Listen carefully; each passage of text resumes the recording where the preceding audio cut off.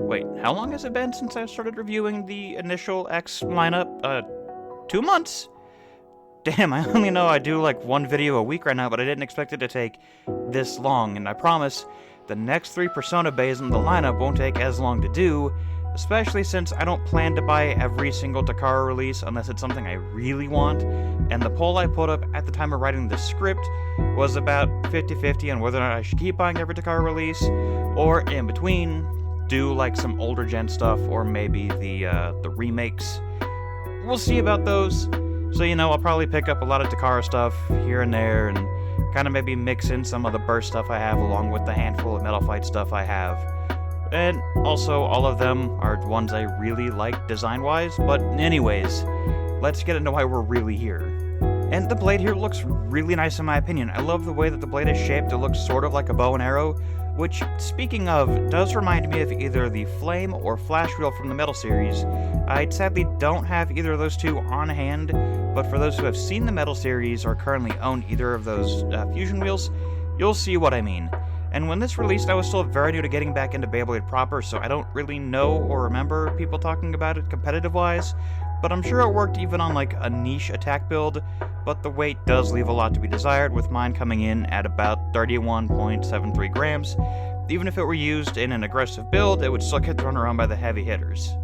The ratchet stock is 480, and even at the time of release, it was one of the worst options. Like, not only are 4-sided ratchets just generally bad outside of some very niche use cases, but it's also an 80 height, which makes it even more prone to bursting, and this is going to be for sure one of the parts that stays in the bin when building out combos, unless there's like some really weird, strange application for it that someone tells me and I do a funny video with it.